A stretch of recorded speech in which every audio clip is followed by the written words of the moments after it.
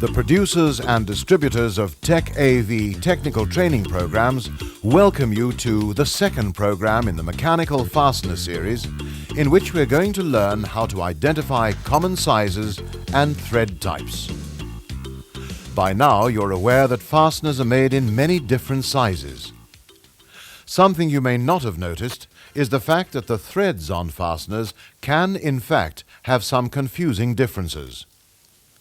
From a practical point of view, we must know how to identify thread sizes and types, because if we cannot do this, we could land up with problems. When we refer to the size of a fastener, for example this bolt, we are in fact referring to the diameter of the threaded section. The other important dimension is the nominal length. Do not confuse the size of a fastener with its length. In industry, we have to deal with two standards for sizing, namely the metric standard and the imperial standard.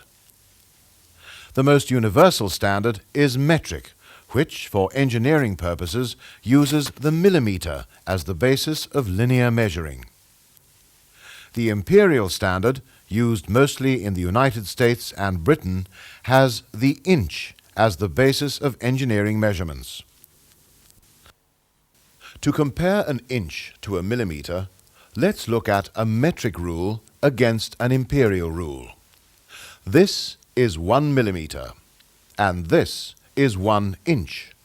For purposes of converting, there are 25,4 millimeters in 1 inch. This fastener is metric, that is, it has been made to millimeter standards. By comparison, this is an imperial fastener made to the inch standard. They look very much the same in size, but in fact they are not interchangeable, as the metric fastener is 10 millimeters in size and the imperial fastener is 3/8 of an inch in size, that is, about 1/2 millimeter smaller. Not only are the two fasteners different in size, but if we compare the two threads, we will see that their threads, although similar, do not match. One fairly obvious difference between metric hex and imperial hex heads is that metric heads are generally large in relation to the shank diameter. Seen here again in comparison, the imperial hex head is relatively small. It is very important that you understand that we must never mix metric fasteners with imperial.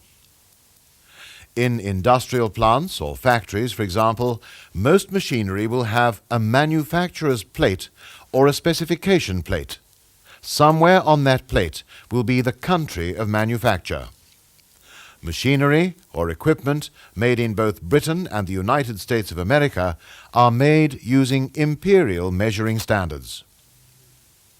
Most other countries, including South Africa, build equipment using metric standards. Many fasteners themselves will give us information about their standard. For example, this commercial grade bolt has the letter M embossed in its head. This indicates metric. Other definite signs of a metric fastener are numbers such as the 4.8 on this head, the 8.8 on this head, and 12.9 as seen on this cap screw. The head markings on imperial fasteners, when used, are radial lines, such as in this example. Any letters or numbers are simply manufacturer's codes. We have so far learned that the size of a fastener is the diameter of the threaded section. We have also learned that there are two standards for fasteners, namely metric and imperial standards. We have seen that metric and imperial fasteners, although visually similar, are in fact not the same in size or in their threads. We have also seen how we can identify fasteners from their markings. After the break, we shall begin to learn more about threads.